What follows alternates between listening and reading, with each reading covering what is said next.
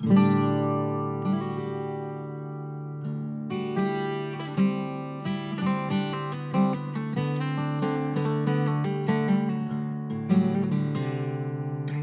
I'm going to read an extract tonight from a book called Beyond the Mist by Peter O'Connor, who's a psychologist, and he shows us how ancient Irish mythology can be used to understand the universal themes and conflicts that have affected humankind throughout the course of time. In chapters 4 and 6 of his book, Peter O'Connor describes the gods and goddesses of the Gaelic pantheon, and he shows that through their characteristics and activities, they metaphorically represent these aspects of the human psyche, symbolic concepts within ourselves which must be conquered to understand. This is Beyond the Mists of Time by Peter O'Connor, chapter 4, The Gods, the Masculine Archetypes. The gods of the Tuatha De Danann are not dominant or all-powerful figures. Indeed, it is the goddesses who emerge as the most powerful divinities in Irish mythology. There seems to be within Irish mythology a permanent supremacy of divine women, and the male divinities must acknowledge this supremacy.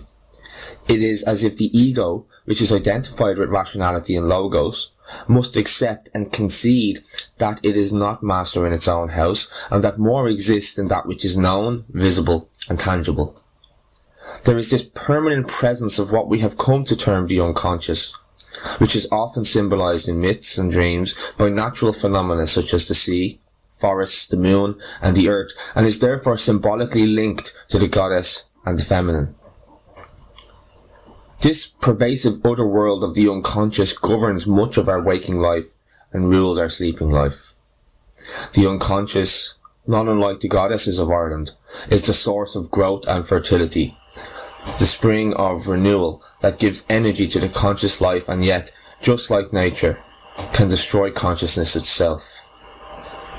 The hero or heroine must simultaneously yield to and struggle to emerge from the unconscious. If successful in this struggle, he creates some order in the form of discrimination in consciousness. We need to work at consciously knowing these forces that move invisibly within us and determine much of our everyday behaviour. Although the goddesses are more powerful, we must firstly turn to the major male divinities in Irish mythology. The Dagda. The Dagda is the chief god of the Celtic pantheon, and one might consider him as similar to Zeus, Jupiter, or Odin. He is a multifaceted god with various titles, such as Father of All, which is Yochid Alahar, and Lord of Perfect Knowledge, Ruad Rofessa. The knowledge being referred to here is not factual knowledge, but rather esoteric or arcane knowledge, druidic knowledge. Nora Chadwick points out that the Irish gods are neither worshipped nor sacrificed to. They are supernatural beings with magical powers. The Dagda certainly falls within this category, and we also know that he is described as the good god, not because he is good in a moral sense, but because he is good at everything, which includes his magical knowledge and powers. In some stories he is seen as the literal father of the goddess Bridget and the god Angus, in addition to his role as Father of All. He is said to have possessed a magical club, a cauldron, and harp. The club was so massive that it required 8 men to carry it, and one end could kill 9 men in one stroke, whereas the other could immediately restore them to life. This possession highlights his supernatural powers over life and death. His magical cauldron left no one unfed since the supply was inexhaustible. This symbolises a somewhat more feminine role of the Dagda, as nurturer of his tribe. It is interesting to note that the cauldron in many mythologies is associated with female deities, and with the process of regeneration and rebirth. In Babylon, for example, the cauldron was under the control of the fate goddess, Siris, mother of the stars, whereas in Welsh mythology, it is the goddess Branwen who is the possessor of a magical cauldron of regeneration. In nearly all mythologies there exists some form of miraculous vessel connected with birth and transformation. Christian mythology includes the Chalice of Christ, which is linked to the Holy Grail legend. The New Testament tells of Christ feeding the multitudes from what may be a magical vessel, since from 2 fish and 5 loaves, 5,000 were fed and 12 baskets of leftovers were gathered up. The chalice associated with the Catholic Mass is another example of a magical vessel, since it is connected with the magical renewal of the body and blood of Christ. The Dagda is also referred to as a crude, ugly, pot-bellied, coarse figure who was inclined to uncouth behaviour. However, he also had a very refined side that is reflected in his third possession, his magical harp. This he could summon by merely calling it, and it would fly to him through the air. He played on it to mark the changing seasons, which links him to nature and symbolises his additional role as guardian of the earth and its fertility. The Dagda, like various of the goddesses, incorporates both the masculine and feminine principles. A chieftain god, preoccupied with territorial claims, kingship and aggression, is at the same time a nurturing figure, guardian of fertility and restorer of life. This aspect of the Irish gods and goddesses finds its parallel in Jung's notion of the archetype, and in particular his concept of the archetypal Anima and Animus, the feminine and masculine energies in the collective psyche. In the first half of life, says Jung, we tend to develop only one of these consciously, often in line with both gender and social expectations, leaving the opposite aspect in an undeveloped state, often identifiable with adolescence. The midlife crisis, the transition which occurs between 35 and 45 years of age, is related to a need from within to attend to the imbalance and to develop the opposite qualities to those that are already present in one's conscious life. Many people around this age begin to experience a loss of meaning and purpose, culminating in feelings of aimlessness and hopelessness. What is the point of it all, is the question that many a person in the midlife period has found themselves asking. For men, this is often a time for developing and understanding their feelings, and moving away from an exclusive reliance on logic for understanding. Women, if they have pursued a formal career in the first half of life, experience much the same feeling as men, a deep and abiding sense of futility, along with a growing sense that there must be more to life than power and success in the workplace.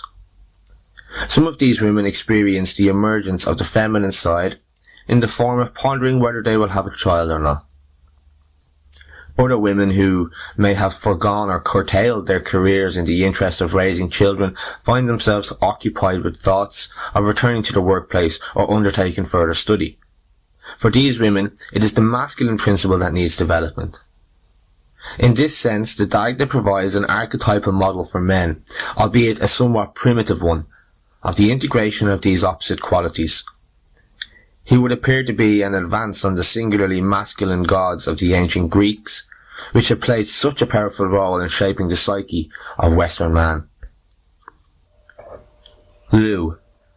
This god is the son of a Fomorian woman and a two-headed Danann man. However, evidence exists to suggest that he was well in existence prior to his appearance in the Irish pantheon. His name is associated with such places as Lugdunum, which is modern-day Lyon in France, and Luguvalium, which is Carlisle. This is the god whom Caesar equated with the Roman Mercurius and described as the most worshipped god of the continental Celts. Sanctuaries with dedications to this figure have been discovered throughout Gaulish territories. Thus, Lu probably represents an older continental god who has been incorporated into the Irish pantheon. One of the meaning of Lu is Shining One, which means that he is sometimes considered a solar god. The Welsh god Liw is equated with Lu, and Liw is taken to mean light. Some scholars, for example Daithí O'Hogan, point out that Lu is cognate with the Latin word lux, which also means light. The story of the Battle of Maitura, which tells how Brez, son of Balor, arose one morning and said, "I wonder why the sun is rising in the west today, and in the east every other day." "Would it were so," said the Druid. "Why, what else but the sun is it?" said Brez. "It is the radiance of the face of Lu," replied the Druid. His face was as bright as the sun, and no one could look upon it. As he approached from the west, he was riding on the sea god Manannan's horse, which was as swift as the wind, and the rider who was on his back could never be killed. He was also wearing Manannan's breastplate, which protected whoever was wearing it from being wounded, and he carried Manannan's sword, a magical sword called the Answerer. Anyone wounded by this sword was instantly killed. Thus equipped, he came across the Fomorian tax collectors and killed all but 9 of them. These he spared only so they could return to their kinsmen and warn them that the Tuatha Dé Danann were ready for war. The word Lugos, which is presumed to relate to Lu, means raven, and this was the sacred bird of the Greek sun god Apollo. Indeed, it was the raven that warned Apollo of the infidelity of his mortal lover Coronis, the mother of Asclepios, the god of healing. Interestingly, Keen, Lu's father, is in turn the son of the Irish god of healing, Dín Cecht. The healing here could be taken to mean not only medical healing, but also the healing power of the sun following the blight of winter. Thus, Lu's prophesied slaying of his Fomorian grandfather Balor may well be the triumphing of a solar deity over the darkness of winter. The solar deity also suggests, within the modern psychological framework, the rising of consciousness, the illuminating light of knowledge, acting as a renewal to overcome the dark blight of meaninglessness. That winter season of the soul when life is without meaning and a feeling of depression is present. Lu's feast is called Lunasa, a harvest festival held on 1st of August, thereby associating him with fecundity. Apollo also fulfilled a fertility role, as he was seen to make the fruits of the earth ripen, and at Delos and Delphi the first crops were consecrated to him. He also protected the crops by destroying mice and driving off locusts. Apollo's deadly arrows were equated with the rays of the sun, which killed from afar. One of Lu's other names is Lá Fada, which means Lu of the long arm, since, like Apollo, he shot his weapons from a long distance. Finally, neither of these gods is confined to a single role. Apollo, in addition to being a sun god, was also god of medicine, music, archery and prophecy. Lu would appear to be even more complex than Apollo, since one of his titles is Samil Dánach, master of many skills or arts. Thus, he is god of craft, magic and warfare, and a druid who sings incantations prior to battle and then becomes the heroic warrior who slays the fearsome giant. Whilst in many respects Lu is the Irish Apollo, he is in addition Hermes and Ares. He and the Dagda are both masters of all arts, but the Dagda has all the hallmarks of an earlier agricultural god, with his rough and crude appearance and his link to the seasons via his harp. Lu, by comparison, seems a more refined and later god.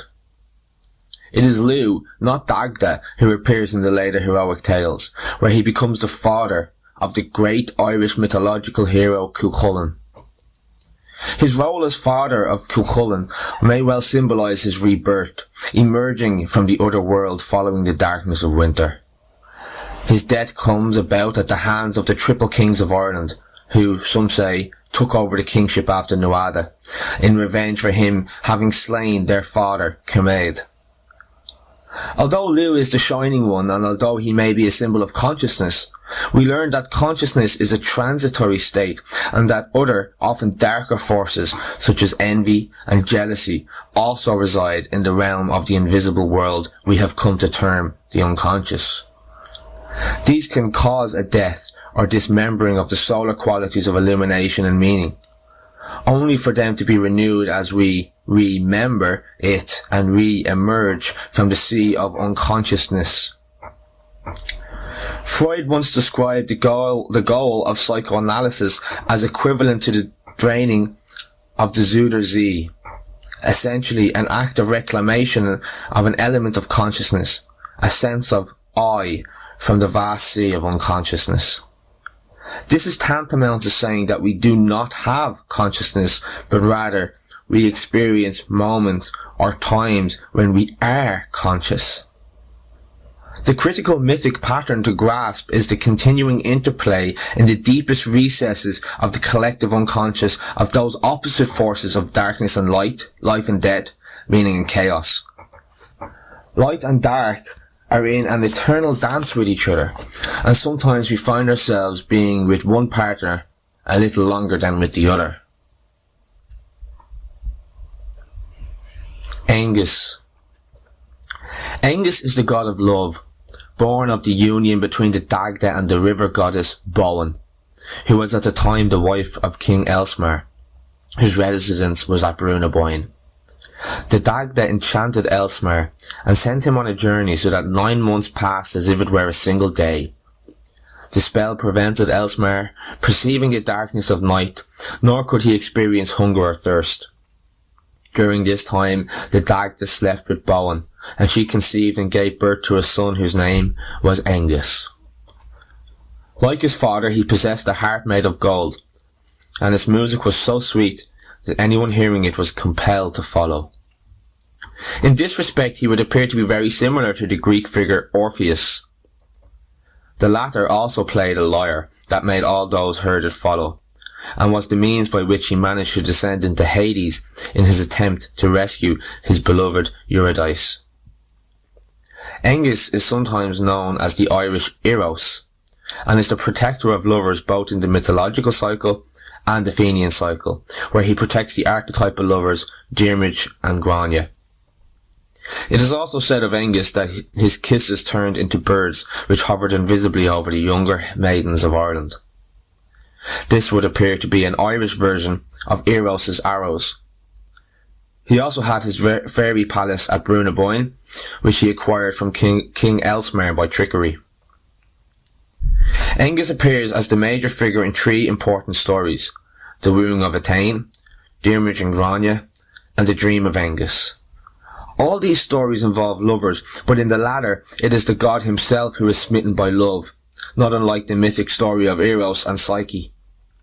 Briefly, the story is that Angus falls in love with a girl he sees in his dream, and after a long search he finds her in the form of a swan and takes her back to his palace at Brunaboyne. Angus's death comes about through a woman named Caitlin, who threw a stone at Angus during a battle and struck him a fatal blow on the head. Being a god of youth, love and renewal does not protect one from submission to the inevitability of death as part of the cycle of birth, death and renewal. The remaining gods all appear somewhat lesser figures, although of course we have no way of knowing whether this is simply because they were gradually written out of the stories by Christian monks, or whether the manuscripts relating to them have been lost. Midlife. Midlife is usually seen as the Dagda's son, although in some versions he is the Dagda's brother. He is also Angus's foster father and counselled Angus on how to acquire the fairy palace at Brunaboyne. Midlife himself is lord of the otherworld, dwelling at Brehon, near present-day Ardagh, and it is to this she or fairy mound that he brings his lover Etain. Some see him as the Irish equivalent of Hades or Pluto, god of the underworld. However, this would appear to be a little simplistic, since the only characteristics he has in common with Hades are that he is a lord of the underworld and that he takes a woman to this world as his lover, as Hades did with Persephone. All the two-headed Danan chiefs were lords of an under or otherworld realm, not just Midlife. His most prominent role in the mythology is in the story of the wooing of Etain, whom he takes as his lover, thus incurring the wrath of his wife Fuamnach, who transforms Etain into a butterfly and with a strong wind blows her to the far ends of the earth. There is a tale in which Midlife possesses 3 hostile cranes who guard the entrance to his fairy palace. Cranes are well represented in Irish mythology and are particularly associated with shape-changing or metamorphosis in females, usually ill-natured women. Sometimes they are also connected with birds of ill omen, and there is some suggestion that there may have existed a taboo against eating crane flesh because to do so would have resulted in some negative fate. The sea god Manannán had a crane skin bag that contained many treasures. Midlife's 3 cranes provide a link with Hades, since it was the 3-headed dog Cerberus that guarded this entrance. Are we to assume from this that it is a trio of ill-natured women transformed into cranes that guard the entrance to the underworld we have come to know in our contemporary mythology as the unconscious world? Certainly within Jungian circles, it is a commonly held position that moodiness can be a manifestation of an undeveloped feeling, life, or anima. Jung saw this figure as the mediator between the conscious and unconscious worlds, the figure that stands at the entrance of the other world, or unconscious. Thus, the three cranes, like moods, not only guard access to the unconscious feelings in us, but also locate the entrance to this world. This interpretation gains some added credence when one considers that it is to this place that Midir takes the feminine in the form of Etain, that is, like Hades, he abducts the feminine into the unconscious. Modern men also seem to have an abducted feminine side that can only be found when they reflect upon their various moods and their ill-natured feminine side. The irony is that whilst most moodiness points to the existence of deeper underworld feelings, it can also inhibit and prevent one from entering that world. This happens particularly when moods are simply projected onto others whom we then blame for our ills, and not reflected upon and owned as part of ourselves. Moodiness invariably points to the presence of some undifferentiated or unclear feelings which we need to struggle to bring into conscious awareness by journeying into the unconscious or other world. Lear. Lear is a god of the sea, one of the two-headed Danann, best known as the father of the sea deity Manannán mac Lir. Both are clearly the same figures as the Welsh sea gods Lear and Manawydan.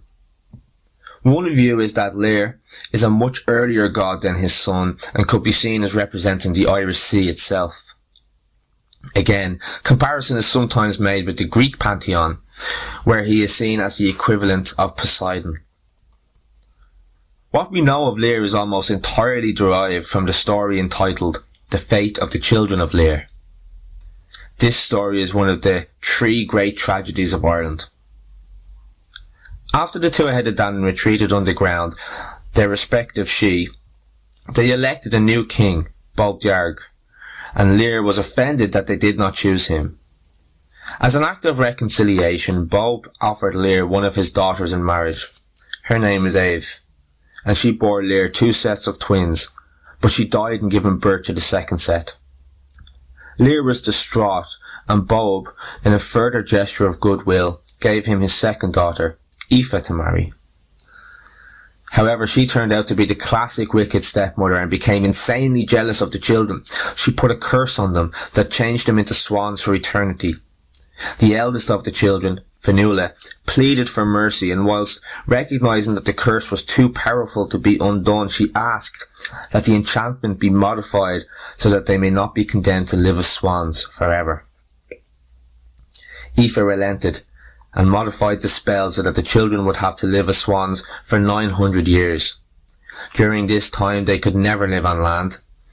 Indeed, they had to live for 300 years on Loch Derrivara, where they were when the spell was cast upon them, followed by 300 years on the Sea of Moyle, and the last 300 on the Atlantic Ocean. Aoife then declared that when a king from the north married a queen from the south, they would hear a bell, and they would know that their exile was over. The curse meant that although they were swans, they would be able to speak with their own voices, use their own minds, feel with their own hearts, and be able to sing beautifully. When Aoife's father discovered what she had done, he was so furious, he used his druidic powers and turned her into a demon, in which form she was doomed to wander through the air forever.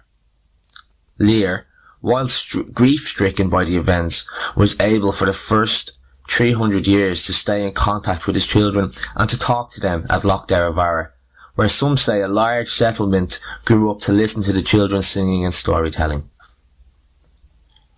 When the children moved onto the Sea of Moyle, they experienced great hardships, as they did for the final 300 years by the Atlantic Ocean. 900 years elapsed, and the old chieftain gods of Ireland had all gone underground, and a new religion was in place, Christianity, brought by St. Patrick. The children were rescued by a hermit monk who rang a bell every night until the children heard it, and provided them with food and shelter, and linked them together with a silver chain so that they would never be parted. But it was not until a king from the north, King Lear, married a queen from the south, that the curse could finally be undone. After this marriage took place, the queen, who had heard about the beautiful music that the swans sang, insisted that they be brought to her. Lear, knowing that this was wrong, and also knowing that the saintly hermit would not agree, nevertheless went ahead and took the swans by force, whereby they instantly turned into very old and frail human beings. Lear fled in horror at what he had done, and the children of Lear, knowing that their life was coming to an end, were baptized and buried by the hermit monk. Manannán mac Lir. This son of the sea is far better known than his divine father, and appears in many of the Irish myths. As a divine chieftain, he is usually seen as lord of the Otherworld, which is located under the sea or on some magical island. The sea is clearly of great significance to an island race, and it may be for this reason that he appears so frequently in the stories. If we draw a parallel between the sea and the unconscious, then we can appreciate further why this god, like the unconscious, is so ubiquitous. The world of spirits and gods was commonly said to lie over the water. There are three well-known such lands: Mag Mell, which is the Plain of Delights; Tir Tairn Giri, the Land of Promise; and Tir na Nog, the Land of Perpetual Youth. In the Celtic Otherworld there was an inexhaustible supply of food. There was no death or decay, and the inhabitants were invisible when they chose to be. Frequently in the stories one finds the hero summoned by a woman of the Otherworld with the promise of perpetual sensual delights. Many a modern man at midlife will admit to experiencing this summons and pursuing it. Narcissistic and idealized longings for paradise exist in all human beings, and in men often take the form of the fantasy of the perfect woman meeting their every need. At the midlife period, it is not uncommon for a man to leave his wife, children, and even job to pursue what he perceives as the relationship of his life. He has been summoned by his own Anima, or otherworld woman, and has projected these qualities onto some mortal woman with whom he falls in love. The passage of time often reveals to him that the woman he fell in love with and the woman he is in a relationship with are not the same person. At this moment he often looks back at a trail of pain and destruction that he has left behind him. Not having the self-awareness to understand the inner summoning of the otherworld woman, he took it to be literal rather than a symbolic expression of part of himself. These lands of perpetual sensual delight are a stark contrast to the Christian otherworld. But since the gods of the incoming religion usually make devils of the gods of the preceding religion, Christianity has demonized both body and bodily pleasures, and the Christian otherworld, hell, has become a place of punishment for the very same pleasures that the ancient Irish delighted in. Manannán was also a master of illusion, a shape changer, and the possessor of several magical items. One was his curragh, called Wave Sweeper or Ocean Sweeper, which obeyed the thoughts of those who commanded it and had no sails or oars. The other of Manannán's magical possessions are the magical sword and breastplate loaned to Lugh. He also possessed a magical horse called Envar, literally water foam, who is swifter than wind and can run over both land and water. Sometimes white-crested waves were called the horses of Manannán. Like Midir, he possessed a bag made of crane skin in which the treasures of the two-headed Anima were kept. He also wore a great cloak that was capable of taking on every colour, just like the sea itself. In one story, Manannán is visited by the ancient Irish king Cormac MacArt. Manannán is described as being finely clad and carrying on his shoulder a branch bearing 3 golden apples, which when rubbed together made delightful music. This he gave to King Cormac, who treasured it all his life and gave it back to the gods at the point of his death. The giving of gifts seems to be another characteristic of the Son of the Sea, and may well symbolise the fecundity of the sea as a provider of food, much as the goddesses represent the fertility of the land.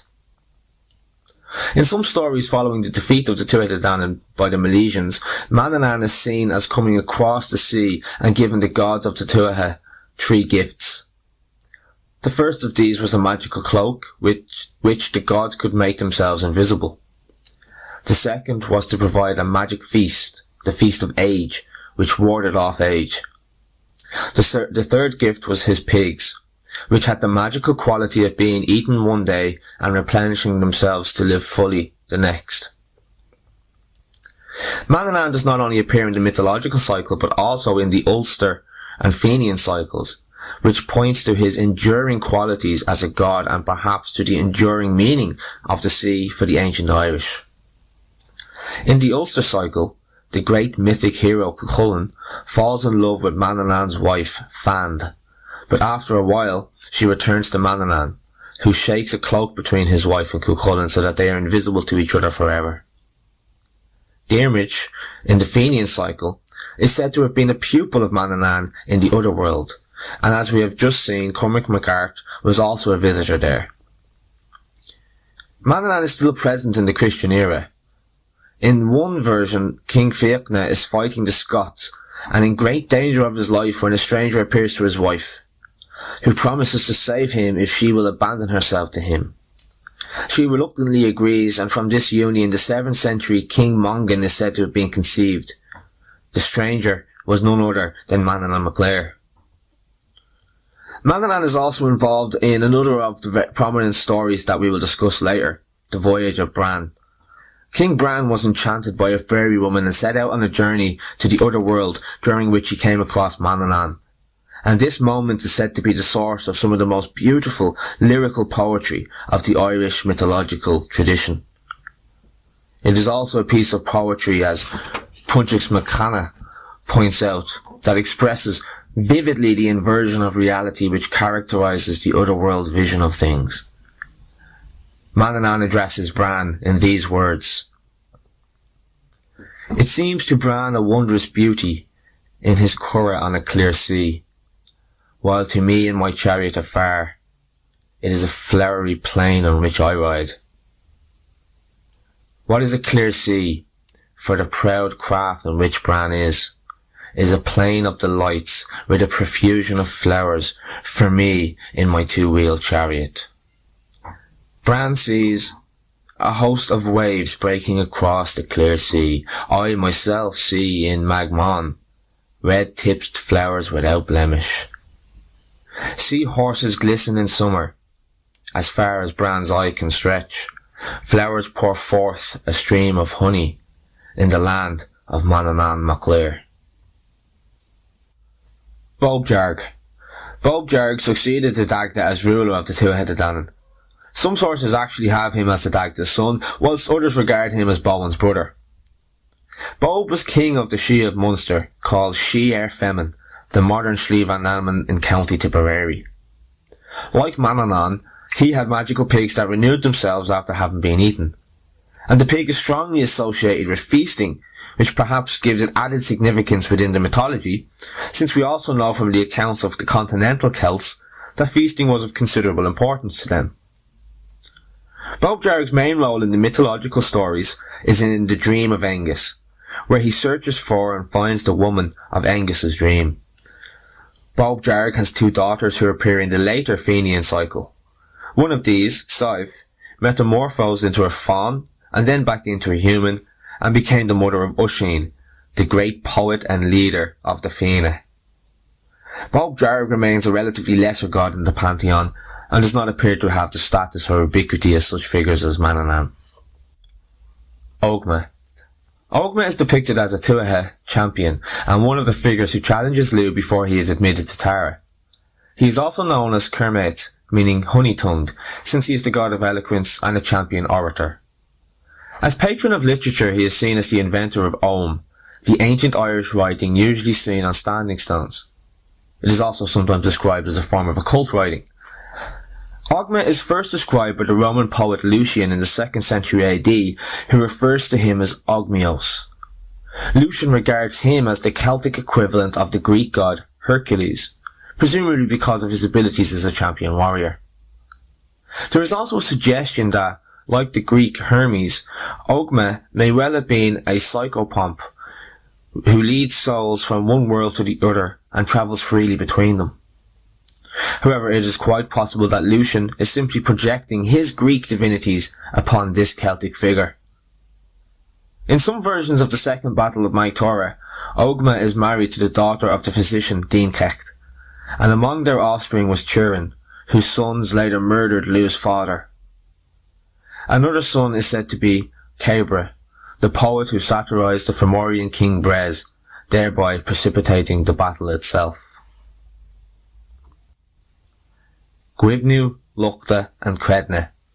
These three craft gods are, respectively, the blacksmith, the carpenter and the metalworker. It is difficult to find any references to these figures having anything to do with mortals, and their activities seem to be confined to the supernatural realm. They may well be early gods, since their triplicate form links them to the triple goddess figures, and their alternative title, Tri Di Danan, the three gods of Danu, also points to this possibility. The one aspect of Gwibnu that differentiates him a little from the other two is that he supplies the magic ale that is served at otherworld feasts. The partaking of this ale bestowed invulnerability upon the gods, and here there would appear to be a parallel to the Greek blacksmith Hephaestus, who also served drinks to the gods. Whilst Gwibnu does not appear in later stories, his importance can be seen in the fact that his character survives in folklore, where he was referred to as Gwivlon, and is reputed to own a magical cow whose yield is inexhaustible. Nuada Argetlov, Nuada of the Silver Arm. The most significant thing about this god is perhaps the story concerning the loss of his arm and its replacement, first with a silver one and finally with his own. He has his she in a place called Almu, which was later wrested from him by the warrior hero Fionn, a central figure in the later Fenian cycle. The Dincecht. This is the divine god of healing, the god of medicine, the leech. He is, one might suppose, the Irish Asclepios, although he would appear to derive his healing powers from druidic knowledge, whereas Asclepios derived his from dreams. Several important points emerge from these descriptions. Marie-Louise Jostedt raises the first point, the difference between them and the goddesses. She claims that the gods are national and tribal in character, whereas the goddesses are local. The gods govern social events or arrangements such as political power and territorial matters, whereas the goddesses govern the natural events. So from the mytho-historical accounts we learn more about the gods than we do about the goddesses. The goddess is the personification of nature. The physical land of Ireland is her body. The goddesses are the very forces that the male figures struggle to overcome in order to have nature serve them. However, nature is only temporarily overcome, since she can provide or destroy at will. Likewise, the logical, rational mind, that weapon of modern man with which the ego is identified, is powerless against the forces of the unconscious psyche which Jung once described as a natural phenomenon. In either mythology, ancient Irish or modern Jungian, we see the struggle to arrive at a workable arrangement with the forces of nature so that we neither ruthlessly try to triumph over her nor naively succumb to her. The first strategy leads to a sense of inflation and emotional sterility, the second to madness. The second theme is the link between the gods and what Jung has termed the archetypes. Jung himself warns, "Not for a moment dare we succumb to the illusion that an archetype can be fully explained and disposed of. Even the best attempts at explanation are only, more or less, successful translations into another metaphorical language." Myths are one such metaphorical language that we speak of, what we know and yet do not know. Myths are the plots that move behind and form the substrata upon which our individual lives are built. The divine figures of myths are the characters of these plots. The plots themselves are imaginative accounts of ancient patterns of comprehension that lie within us. The realm of the psyche that contains these inborn patterns of comprehension has been termed the collective unconscious by Jung. As previously mentioned, one could consider archetypal patterns to be the equivalent of migratory patterns of birds or the highly elaborate and ritualistic mating patterns of many animal species. No one teaches these animals such patterns. They are simply built into the species. The difference in our human species is that we can represent these patterns to consciousness via images, and it is these images that Jung has termed archetypal images. Mythology is the story of these images and the forces that they symbolize. So the image of the Great Mother or Earth Mother can symbolize instinctual comprehension of patterns of birth, fertility, and nurturance. The figure of the Great Father can be seen to symbolize such matters as knowledge and wisdom. Modern human figures such as Gandhi or Mother Teresa can come via projection to represent these innate patterns. Less mature human beings than those mentioned are vulnerable to such projections and begin to believe that they are actually wise old men, etc., rather than merely carriers of the projection. This sense of ego inflation is dangerous and usually leads to the downfall of the person, sometimes into psychosis, as the weak ego identifies completely with the archetypal force. The art is to know that these patterns are within us, to build a conscious awareness in relationship to them, and to draw on the knowledge and wisdom these inbuilt patterns of understanding. Natural elements such as volcanoes and storms can symbolize destructive forces of the dark side of the Great Mother. The sun, on the other hand, symbolizes the force of life, renewal, and the overcoming of darkness. Myths, which existed long before science, express these archetypal patterns in a manner that provides us with a sense of relief, the relief that comes with the sense of recognition of something that was known but had not been rendered conscious. This brings us to the theme of the Irish gods' multifaceted nature, so unlike the single-issue Greek gods. Jung's archetypes are also intertwined and interconnected, and as one of his major proponents, Marie-Louise von Franz, says, in the unconscious, all archetypes are contaminated with another.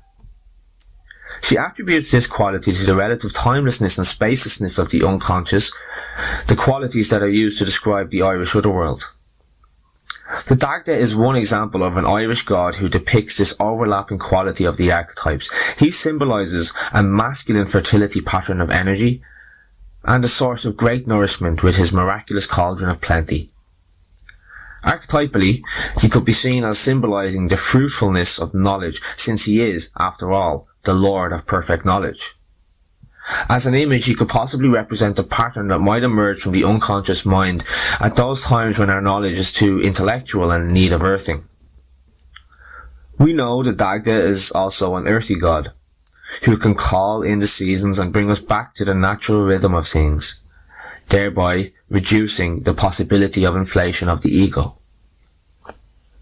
Lu is a complex god who clearly personifies the overlapping quality of the archetypal forces. However, the essential quality of Lu is light, that instinctual urge to illuminate the darkness. He symbolizes the archetypal pattern that calls us to rail against darkness and to bring the light of consciousness to bear on some issue or aspect of ourselves that has been outside our conscious perception.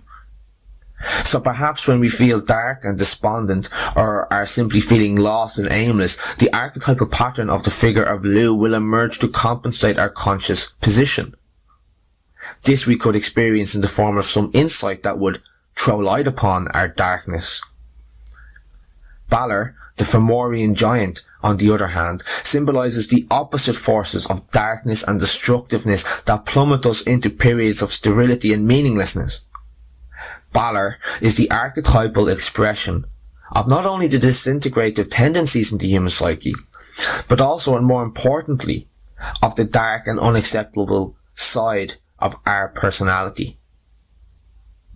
Yet these qualities need to be confronted and illuminated, brought into our conscious awareness and ultimately integrated as part of ourselves. This process Jung has termed individuation, and Lu as a solidarity could be seen as a symbol of the archetypal urge towards individuation. Angus is best seen as the archetypal symbol of Eros, the instinctual desire to connect, whether physically, mentally or spiritually.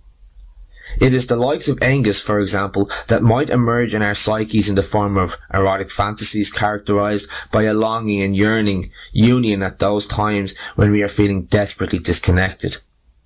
Yet, regrettably, individuals are susceptible to taking the fantasies literally and concretizing them by projecting them onto someone else.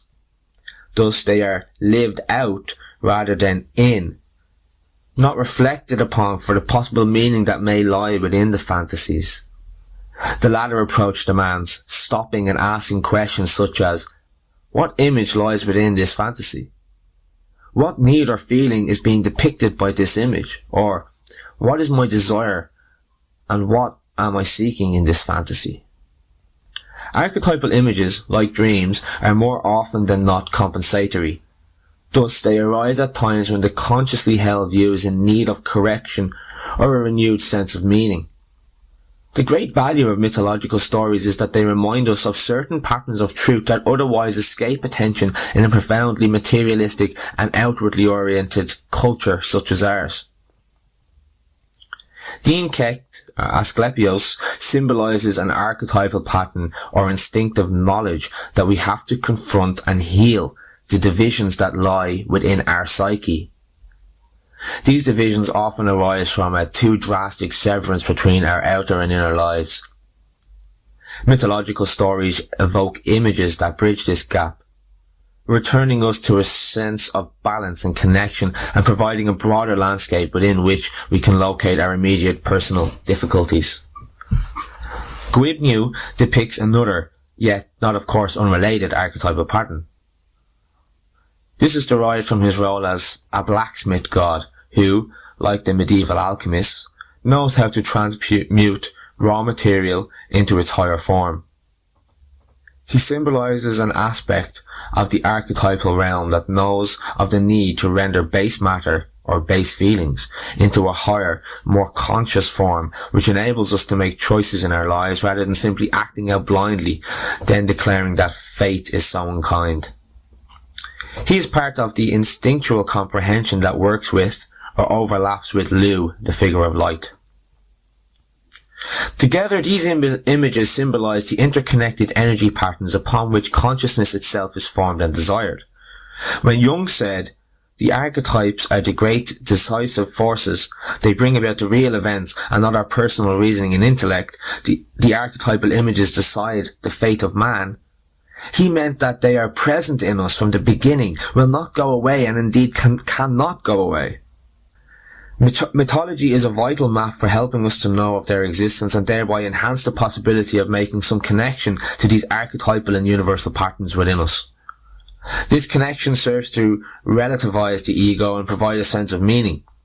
This is a necessary antidote to the feelings of ruthlessness that are so symptomatic of our modern society.